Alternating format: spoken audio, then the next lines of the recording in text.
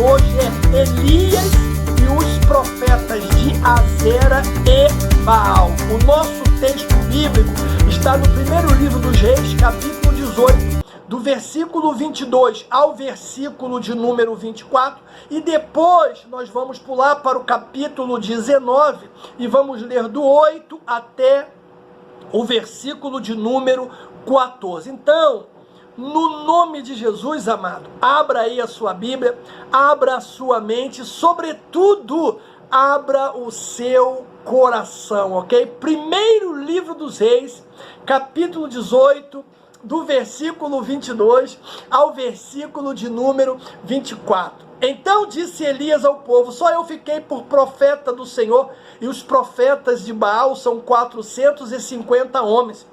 Deem-se-nos, pois, 2 bezerros, e eles escolham para si um dos bezerros, e o dividam em pedaços, e o ponham sobre a lenha, porém, não lhe metam fogo, e eu prepararei outro bezerro, porém sobre a lenha, e não meterei fogo. Então, invocai o nome do vosso Deus, e eu invocarei o nome do Senhor. E há de ser que o Deus que responder por fogo, esse será Deus. E todo o povo respondeu e disse: boa é esta palavra. Capítulo 19, do versículo 8 ao 14, diz assim: levantou-se, pois, e comeu e bebeu, e com a força daquela comida caminhou 40 dias e 40 noites até Horebe, o monte de Deus. E ali entrou numa caverna e passou a noite. E eis que a palavra do Senhor veio a ele e lhe disse: que fazes aqui, Elias? E ele disse: tenho sido muito zeloso pelo Senhor, Deus dos exércitos, porque os filhos de Israel deixaram o concerto, derribaram os teus altares, mataram os profetas à espada, e eu fiquei só, e buscam a minha vida para tirar. E ele disse: sai para fora, põe-te neste monte perante a face do Senhor. E eis que passava o Senhor, como também um grande vento que fendia os montes e quebrava as penhas diante da face do Senhor. Porém, o Senhor não estava no vento. Depois veio um terremoto. Porém, o Senhor não estava no terremoto. Depois veio o fogo. O Senhor não estava no fogo. Depois veio uma voz mansa e delicada. Sucedeu o quê? Ouvindo a Elias, envolveu o rosto na sua capa e saiu para fora, e pôs à entrada da caverna. E eis que veio a ele uma voz que dizia: que fazes aqui, Elias? E ele disse: eu tenho sido um extremo zeloso pelo Senhor, Deus dos exércitos, porque os filhos de Israel deixaram o teu concerto, derribaram os teus altares, mataram os profetas à espada, e eu fiquei só, e buscam a minha vida para atirarem. Palavra do Senhor. Meu irmão, antes de apresentar os objetivos da lição, eu quero dizer algo. Quando estava lendo o capítulo 18, um capítulo sensacional, irmãos, extraordinário. Quando cheguei no versículo de número 21, aonde o profeta Elias chama o povo à responsabilidade, dizendo: até quando cocheareis entre dois pensamentos? Essa palavra, meu amado, ela entrou em mim, ela implodiu, na verdade, dentro de mim. Naquele momento eu pensei o seguinte: como fazem falta os profetas nos dias atuais. Eu não sei se você conhece a síndrome da rã fervida, né? Que possivelmente é mais uma metáfora do que real. Diz que se jogarmos uma rã numa panela com água fervendo, ela vai pular rapidamente para fora a fim de escapar do perigo. Mas se a água estiver morna e for sendo aquecida lentamente, a rã vai se adaptando. e não reage para se salvar, acabando, morrendo, fervida. Meu irmão, pensa comigo. Algo semelhante, meu amado, acontece com os seres humanos diante de realidades injustas, problemas sociais, crises de todos os tipos. Rapidamente nos adaptamos e perdemos a capacidade, meu amado, de reagir ao mal. Vê se não é isso que está acontecendo com a igreja nos dias atuais. Por essa razão, queridos, os profetas, eles fazem falta nesses dias de escuridão. Meu irmão, nós carecemos de vozes que clamem no deserto. É isso aí, que denunciem o mal, que desmascarem a morte que se espreita sob a superfície maquiada da sociedade.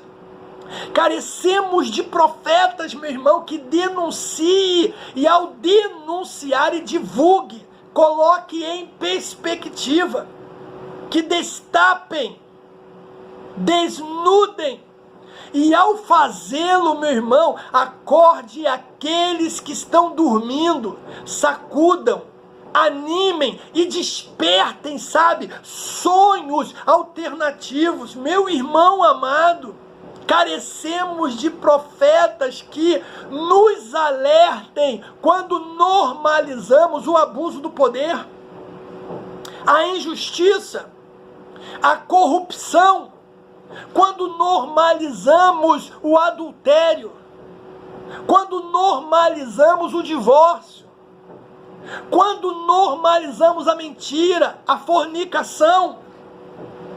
Meu irmão, quando normalizamos o pecado e não nos damos conta de que a água está fervendo debaixo de nós. Os profetas do Antigo Testamento, eles entenderam isso e de diversas maneiras, meu irmão, se dedicaram a reorientar os passos do povo na direção do cumprimento do espírito da lei dada por Deus para assegurar vida plena, sabe? A harmonia da comunidade e os cuidados dos mais vulneráveis. Jesus também, meu amado, entendeu assim a sua missão, inserindo-se em palavras, e obras nessa vocação profética. Você vê que Jesus, ele inaugura o seu ministério público declarando que tinha vindo para quê? Libertar os presos, os oprimidos, para dar vista aos cegos, para anunciar, meu irmão, o ano aceitável do Senhor, no qual, na verdade, eram corrigidas as injustiças acumuladas com o passar do tempo. É isso que diz Lucas, capítulo de número 4. Ao mesmo tempo, há um chamado específico para certas pessoas que o Espírito Santo dota de olhos mais penetrantes, consciência mais sensível, voz mais incisiva. Não é um chamado simples, meu irmão, e aqueles que o recebem costumam não ser populares. E até Jesus sabia que seria rejeitado, porque na sinagoga em Nazaré, no começo do seu ministério, ele mesmo declarou: nenhum profeta é bem recebido na sua própria terra. De modo semelhante, irmãos, nos dias de hoje, aqueles que se levantam com uma voz profética, denunciando as incoerências entre a mensagem e a vida da igreja, que desmascaram sua cumplicidade com sistemas de injustiça, são rotulados com frequência de extremistas e são rejeitados. Contudo, meu irmão, o mundo e a igreja necessitam de pessoas assim para não morrermos escute isso, para não morrermos cantando música religiosa enquanto a água está esquentando na panela. E a pergunta, meu irmão, que não quer calar, é a mesma pergunta feita pelo profeta Elias, sabe? Até quando cocheareis entre dois pensamentos? Nós temos 3 objetivos para a lição de hoje, amado. Primeiro é salientar que é necessário enfrentar o pecado. É isso mesmo que você ouviu, meu irmão. É necessário enfrentar o pecado. Segundo objetivo nosso é relatar que Deus responde às nossas súplicas, meu amado. E terceiro e último objetivo nosso é expor as fragilidades do ser humano. Amém? Então vamos lá, meu querido.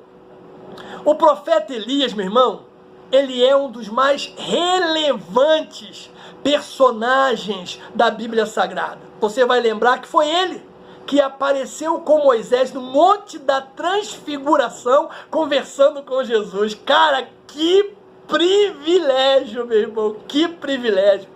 Ele, Elias, é o modelo de servo perseverante e fiel para todos os cristãos. Ele desafiou corajosamente a idolatria em Israel. A oração de Elias, meu irmão, que vai ser lindo. Era uma oração simples, mas cheia de unção, cheia de confiança. Porém, meu irmão, apesar de tudo que Elias fez, né, ele expôs a sua humanidade ao cair no desânimo. Ou seja, apesar de ser profeta, ele nunca deixou de ser humano, de ser gente, sabe? E como qualquer um de nós, irmãos, quando estamos lidando, né, com muitas crises. O primeiro ponto da nossa lição fala do desafio no Monte Carmelo. E aqui, irmãos, a primeira coisa que nós vamos ver é o seguinte, que o zelo de Elias o pôs diante de um confronto. Esse cara, esse cabra macho, ele era extremamente zeloso, meu irmão, com as coisas de Deus. Você vê que devido à apostasia do povo, né, a falta de liderança espiritual do rei Acabe e de todos os outros que lhe sucederam, Elias, como alguém que conhece muito bem o Deus que serve, ele se viu na condição de lançar um desafio. Elias não apenas repreende veemente, né, o rei da terra, como ordena que ele reúna, meu irmão, olha isso, todos os profetas de Baal e poste-ídolos, que na verdade, vamos combinar, eram deidades, né, da moda daquela época em Israel. E você vê a importância também, irmãos, que eles tinham pela quantidade de profetas, assim como pela elevada posição dentro do reino, né? De acordo com o capítulo 18, né, versículo de número 19, havia, meu irmão, pelo menos 850 deles. Todos comiam à mesa da rainha. Meu Deus, irmãos, eram bem-vindos na própria corte do rei. Elias, ele propõe aqui, amados, um dos maiores debates, sabe? Um dos maiores duelos, um dos maiores confrontos religiosos de todos os tempos. Era Baal contra o Senhor Deus de Israel. Agora escute isso, meu irmão, que é um detalhe do texto. O vencedor ficaria com tudo, ou seja, amados, a aposta, ela era altíssima. O destino religioso do povo de Deus estava em jogo. De um lado, Baal, o deus da tempestade dos cananeus, com toda a sua equipe de apoio, 450 profetas pagos pelo governo. Do outro, o Senhor Deus dos céus e da terra, com o seu único profeta, Elias. Que coisa extraordinária, meu irmão! E você sabe, né, que uma briga, ela sempre atrai uma multidão. Se você vê muito isso nos dias atuais pela internet, né? Uma pessoa quando está brigando com outra, rapidamente, irmãos, numa velocidade incrível, se ajunta ali uma multidão de pessoas, né, para incentivar, né, para fotografar, para filmar, para jogar na internet. E não foi diferente aqui no caso, né, de Elias. Se fosse dos dias atuais esse confronto, meu irmão, isso aí é para a internet com certeza. E seria campeão de visualizações. Pode ter certeza, meu irmão. As pessoas iriam filmar e jogar na internet. Ia ser uma coisa estranha. Mas seria assim mesmo, com certeza. Quando Elias, meu irmão, ele percebeu que todos haviam se acomodado, o que Elias diz? Até quando cocheareis entre dois pensamentos? Aí o versículo de número 21 vai dizer que o povo nada respondeu. Caramba, irmãos, você vê de maneira muito clara, sabe o quê? O problema de não saber a quem adorar. É um ponto da nossa lição dentro desse tópico. Quando Elias, irmãos, ele chama o povo à responsabilidade, fica claro que Israel havia penetrado no campo radical da idolatria. Mas mesmo ali, estavam divididos e indecisos. Por isso eles não diziam nada. Por isso eles não respondiam ao desafio de Elias. Por isso eles fizeram silêncio, irmãos, e vamos combinar, um silêncio assim embaraçoso, como o silêncio que se dá quando alguém diz algo tão ofensivo ou tão chocante que você não sabe como reagir. Porque a coisa mais fácil a se fazer na hora da decisão é não se comprometer. Meu irmão. Ainda mais se você aspira alguma coisa no lugar que você está.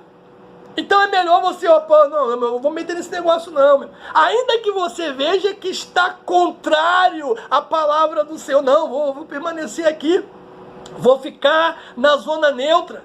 Foi justamente o que eles fizeram. Eles ficaram calados. Porém, irmãos, a Bíblia diz que Elias não se intimidou, firme, sozinho, suplantado em número, mas absolutamente invencível nas mãos de Deus. Esse silêncio, meu irmão, ele significa que o povo de Israel não sabia em quem havia depositado a sua confiança suprema e nem confiavam mais em Deus. Por um lado, sua atração a Baal era tão forte que não conseguiam se levantar e jurar lealdade ao Deus vivo. Por outro lado, meu amado, não podemos esquecer que eles foram criados segundo as tradições da Torá, de forma que não conseguiam também negar completamente a existência do Senhor Deus de Israel. O que eu quero dizer, irmãos, é o seguinte, que este triste dilema espiritual, ele se faz presente todas as vezes que o povo de Deus se envolve com a idolatria, porque não se consegue mais enxergar o verdadeiro amor de Deus e o seu cuidado por nós. Agora preste atenção no que eu vou dizer, irmãos. Idolatria, escute isso, pode indicar a veneração ou a adoração a qualquer objeto, sabe? Você pode idolatrar a sua casa, você pode idolatrar o seu carro, ou também pode ser uma veneração a pessoas. Cuidado, irmão, é uma linha tênue. Cuidado, você pode estar adorando uma pessoa ou uma instituição, ou pode ser também, amados, ambição que toma o lugar de Deus ou que diminua a honra que lhe devemos. Deixa eu dizer outra coisa. Deus nunca admite outro além dele. Ele é único, meu irmão. Ele requer exclusividade. Por isso que Elias chama o povo a responsabilidade. Até quando, irmãos? Essa palavra, ela é para os dias atuais, para mim e para você. Nós temos que parar de cochear entre dois pensamentos, sabe? Nos colocar na brecha e lançar a palavra profética, meu irmão. Aí, nós temos o desafio, do fogo. Irmãos, Elias, meu irmão, cara, Elias, ele tinha tanta certeza que Deus era com ele, irmãos, que ele vai propor o desafio. A palavra é certeza, meu irmão. O que falta na vida de uma galera, de uma multidão, é certeza. Elias tinha certeza de que Deus era com ele, por isso ele faz o que fez. Ele diz, vamos fazer o seguinte, o Deus que responder com fogo, esse vai ser adorado. Percebe, irmãos? O plano de Elias, ele era astuto, porém justo e simples, meu irmão. Baal era adorado como Deus do sol, o fogo do universo, e como o Deus controlador de todas as colheitas e das produtividades da terra. Ou seja, um Deus assim, com certeza traria raios, trovões em seu arsenal de armas. Se ele era capaz de fazer qualquer coisa, então ele poderia dar sim início a um incêndio. O mesmo poderia ser dito com relação a Deus Jeová. O plano de Elias, meu irmão, se transformaria numa oportunidade excelente para testar o poder das deidades rivais. E veja o que o povo respondeu, irmãos. 18:24.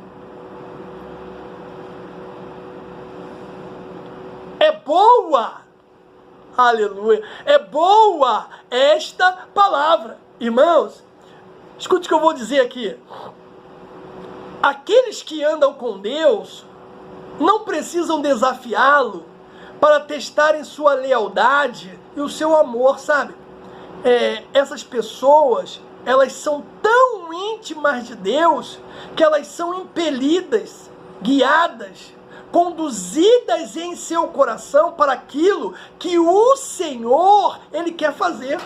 O que eu quero dizer, irmãos, que não foi a vontade de Elias lançar o desafio, mas o próprio Deus, para mais uma vez mais uma vez, mostrar ao povo de Israel que ele era, sempre foi e sempre será o único Deus verdadeiro a quem eles deveriam servir. Sensacional, meu irmão, sensacional. Glória a Deus. Aí nós temos o segundo ponto da nossa lição, que fala a oração de Elias, meu irmão. E aqui nós vemos assim de imediato, né, no texto, os preparativos, meu irmão. Cara, isso é demais, irmãos. Elias, ele preparou a sua demonstração com um convite. O que a palavra de Deus ela diz, irmãos? 1 Reis 18:30.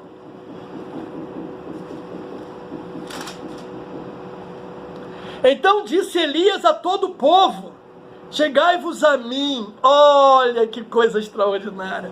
E todo o povo se achegou a ele e reparou o altar do Senhor que estava quebrado. Irmãos, tudo nesse versículo é sobrenatural, sabe? Como um pai, primeiro, ele reúne os seus filhos. O profeta convidou o povo a retornar para Deus, meu irmão. É isso que está sendo dito aqui nesse versículo. Enquanto os filhos de Israel se reuniam em torno dele para ver o que ele faria, Elias rapidamente juntou as pedras do altar danificado e reconstruiu, meu amado. Essa ação forneceu, escute isso, uma indicação clara da condição espiritual de Israel. E veja você que Elias jamais usaria o altar deles, porque estava contaminado com orações a Baal. Mas ele olha e volta ali, irmãos, e ele percebe que existe ali em ruínas um altar que anteriormente tinha sido usado no culto ao Deus verdadeiro. Então ele ali, aquele lugar foi o lugar que ele escolheu para reparar o altar. Muito top isso. Muito top. O altar precisava ser reconstruído porque estava, meu irmão, em ruína. Ei, se o altar está em ruína, o povo também está. O local da adoração estava em ruína, porque o coração do povo, meu irmão, também estava em ruína. Claro, né, em termos espirituais. Então o que ele faz? Ele vai lá, irmãos, e ele reconstrói o altar. Agora, presta atenção nisso, porque isso é que é bacana. Ele não reconstrói o altar do jeito dele. Segura essa aí, meu irmão. Ele não reconstrói o altar somente para reconstruir, de qualquer maneira. Não. Ele reconstrói o altar corretamente, como Deus havia determinado. Êxodo 20, meu irmão, 25 diz assim: e se me fizeres um altar de pedras, não o farás de pedras lavradas. Se sobre ele levantares o teu buril, profaná-lo-ás. Não subirás também por degrau ao meu altar, para que a tua nudez não seja descoberta diante de mim. Agora você pula para Levítico, capítulo 1, versículo 6 e 8, olha o que diz: então esfolarás o holocausto e repartirá nos seus pedaços. Elias estava fazendo tudo conforme Deus havia determinado na sua palavra. Ele diz: e os filhos de Arão, os sacerdotes, porão fogo sobre o altar, pondo em ordem a lenha sobre o fogo. E também os filhos de Arão, os sacerdotes, porão em ordem os pedaços, a cabeça, o redenho, sobre a lenha que está no fogo, em cima do altar. Meu Deus do céu, irmãos. E o que diz a palavra do Senhor? Primeiro livro dos Reis, 18, 31 ao 32. Elias tomou 12 pedras. Ah, meu irmão, isso vale línguas estranhas. Conforme o número das tribos dos filhos de Jacó, a qual veio a palavra do Senhor dizendo: Israel será o teu nome.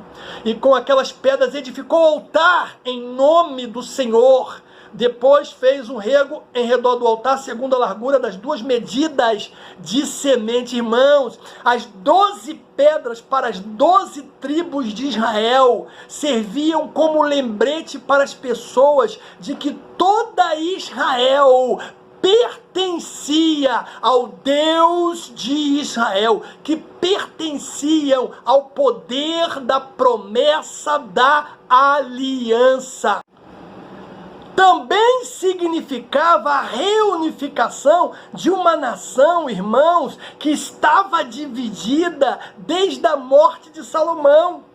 Elias, meu amado, estava reunindo as tribos no altar de Deus. Elias estava chamando as tribos de volta à prática bíblica da adoração. Ei, deixa eu te dizer uma coisa. Você quer adorar? Amém, adore. Mas adore, meu irmão, segundo o que determina a palavra do Senhor. A tua adoração tem que ser uma adoração bíblica, meu amado. Aí nós temos o outro ponto que fala uma oração confiante. E aqui, meu irmão, e aqui você vai observar a simplicidade da oração de Elias. Caramba, meu irmão, eu nem sei se você está pronto para essa conversa. Escute o que eu vou dizer. O poder da oração de Elias não dependia da duração. Eita ferro! Não dependia da eloquência e nem tampouco do volume, meu amado. Ei, um profeta só precisa fazer uma oração demorada e gritante se o seu Deus tiver problema de audição. Vou repetir. Um profeta, meu amado, só precisa fazer uma oração demorada e gritante se o seu Deus tiver uma audição ruim. O Deus de Elias é o mesmo nosso. Ele ouve, meu irmão. Ele responde. O poder da oração não está na oração em si, guarde isso, mas no Deus no qual ela se dirige.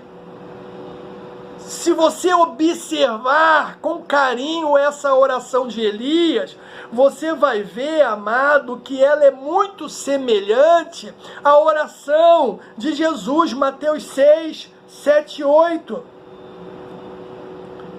E orando não useis de vãs repetições como os gentios que pensam que por muito falarem serão ouvidos. Não vos assemelhei, pois, a eles, porque o vosso Pai sabe o que vos é necessário antes de vos lhe pedir, meu amado irmão.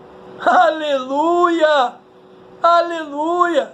Os preparativos e a oração de Elias estão em completo contraste com a adoração de Baal. As pessoas no Monte Carmelo, meu irmão, eu acredito que elas ficaram impactadas com todo aquele show pirotécnico, né? Com toda aquela coreografia, né? Com tudo aquilo que estava acontecendo naquele lugar. Elas também, com certeza, ficaram muito impressionadas como os sacerdotes conduziam aquele culto. Os profetas de Baal, eles eram, meu irmão, espetaculares. A Bíblia diz que eles adoraram muito tempo. Não tem mais adoração assim por aí? 12 horas, 24, 36 horas. Eles invocaram o nome de Baal desde a manhã, irmãos, até o meio-dia, diz o capítulo 18. 6 horas ao todo. e detalha em voz alta: ah, meu Deus, Baal nos responde, Baal nos responde, Deus nos responde, Deus nos responde. E eles gritavam e continuavam gritando, e em meio à gritaria, irmãos, tinha coreografia, meu irmão, era um negócio, meu irmão, era um negócio. Ó, e deixa eu te dizer algo aqui, isso não era um culto tedioso, vamos combinar? Todo esse canto, toda essa dança, toda essa coreografia, meu irmão, deve ter sido excitante aos extremos. Se alguém tivesse perguntado no outro dia, como foi o culto ontem lá no Carmelo? O que os irmãos diriam? Rapaz, foi incrível, meu irmão. Tu perdeu, cara, tu perdeu. Ah, meu Deus do céu, foi tremendo. Se fosse nos dias atuais, eu ia postar no Facebook: caraca! Meu Deus! Que culto incrível, meu irmão! O melhor da minha vida! Foram horas de adoração! Meu Deus! Irmãos, não seria assim? Vamos ser sinceros, não seria assim? Deus, meus irmãos, julga o coração. E o que fora parece impressionante é muitas vezes vazio por dentro. Eu queria que tu guardasse isso, crente. Tô para te dizer que aqueles que mais gritam, que mais pulam, são aqueles mais vazios na casa do Senhor. Infelizmente, meu irmão, porque deveria ser o contrário. Não é por muito falar, não é por muito gritar, meu irmão. Deus está sondando o coração, amado. Lembra como foi a adoração de Elias? Simples, bíblica. Diz a palavra que ele ofereceu um sacrifício adequado, construindo com um número de pedras adequado. Outra coisa, Elias ofereceu o sacrifício na hora adequada do dia, meu irmão. O que diz a palavra, 1 Reis 18, 36, olha o que diz, meu amado. Sucedeu, pois, que oferecendo-se a oferta de manjares, o profeta Elias se chegou e disse: ó Senhor Deus de Abraão, de Isaque, de Israel, manifesta-se hoje que tu és o Deus em Israel e que eu sou o teu servo, conforme a tua palavra fiz todas essas coisas. Percebe esse finalzinho aqui? Conforme a tua palavra fiz todas essas coisas. Elias, irmãos, ele oferece o sacrifício de expiação na hora correta. Esse pequeno detalhe mostra a diferença entre a adoração falsa e a adoração verdadeira. Elias adorou de forma a agradar a Deus. Ele não adorou apenas, irmãos, ao Deus certo, mas adorou de maneira certa. Lembra da confissão de Westminster, hein? Ele vai expressar ali esse princípio. E faz isso da seguinte maneira, amado, ele diz: o modo aceitável de adorar o verdadeiro Deus é instituído por ele mesmo. E é tão limitado por sua vontade revelada, diz a Westminster, que não deve ser adorado segundo as imaginações e invenções do homem. Olha isso, nem sugestões de Satanás, nem sob qualquer representação visível ou de qualquer outro modo, irmãos, não prescrito nas santas escrituras. E nós precisamos, meu irmão, ficar atento com relação a isso. Aí temos o terceiro ponto que fala Elias em Horebe. E aqui o que nós vemos, irmãos, é os efeitos e a exaustão do profeta. Irmãos, Elias chegou à exaustão diante de tanto embate que enfrentou para fazer o povo de Deus retornar ao caminho. Isso mostra o quê? Que até mesmo os crentes mais fiéis, irmãos, podem vir a sofrer depressão, desânimo na sua caminhada, mesmo depois de terem sido usados poderosamente pelo Senhor de forma extraordinária, ou seja, da mesma forma que excedem em posição na obra de Deus, também podem descer em proporções iguais. Pensa em tudo que Elias fez, irmãos. Caramba! Agora veja onde Elias está. Chega ao ponto, né, de pedir para morrer. Sabe? E você lembra como aconteceu? 19:1 diz: e Acabe fez saber a Jezabel tudo, escute isso, que Elias havia feito e como totalmente matara os profetas à espada. Olha isso, irmãos, olha isso. Você tem que observar aqui como o rei Acabe, ele é, irmãos, nojento, para não dizer cego, né? Porque ele deveria ter contado tudo que ele viu no Monte Carmelo. No entanto, o relato que ele dá à rainha vai se concentrar na ação humana e não na ação divina, porque ele só fala aqui dos profetas que foram mortos. Aí o que diz o versículo 2? Então Jezabel mandou um mensageiro a Elias a dizer-lhe: assim me façam os deuses e outros tantos, de certo amanhã, a esta hora, não puser a tua vida como a um deles. Ou seja, ela estava dizendo para Elias, vai morrer. Aí o que faz Elias? Elias corre para salvar a sua vida, como diz a palavra. Irmãos, 90 milhas o cara correu até Berseba. Depois ele vai correr mais um dia até o deserto, até que ele se assenta debaixo de um zimbro, diz a palavra do Senhor.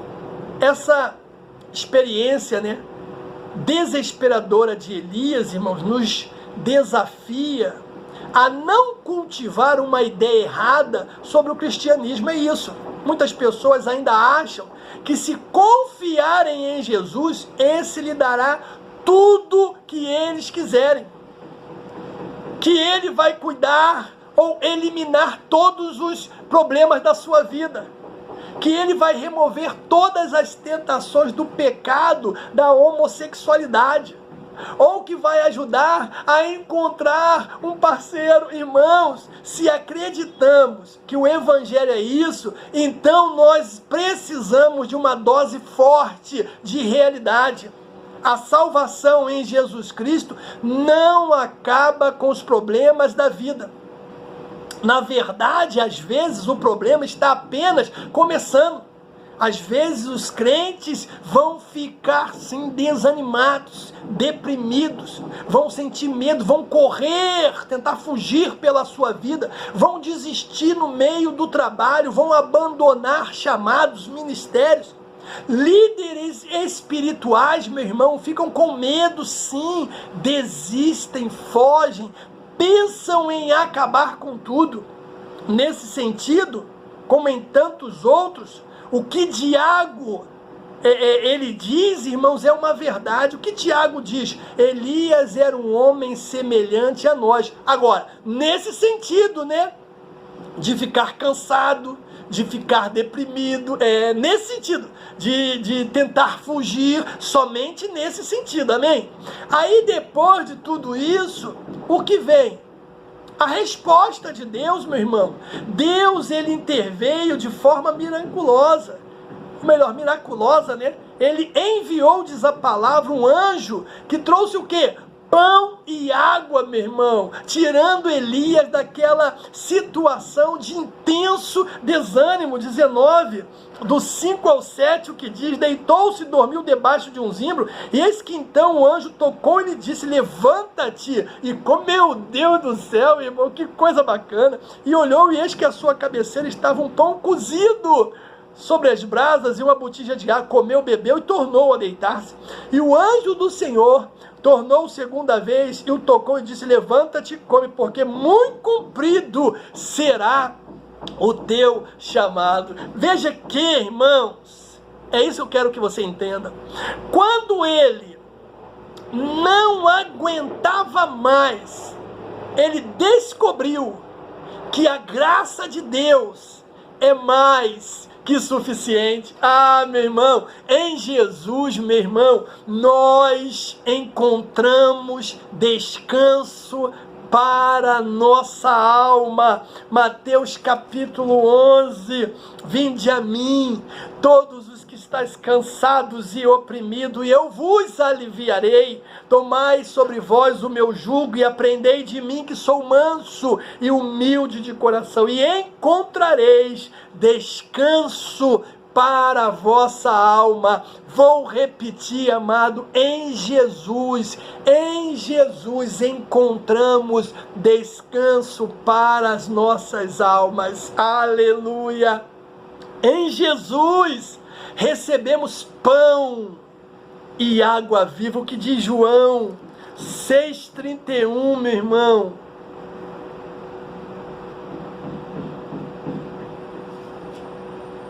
6, versículo 35, melhor dizendo, e Jesus lhes disse: eu sou o pão da vida, aquele que vem a mim não terá fome, quem crê em mim nunca terá sede. Em Jesus, meu irmão, nós encontramos o perdão para os nossos pecados, sem qualquer repreensão. Romanos 8:1.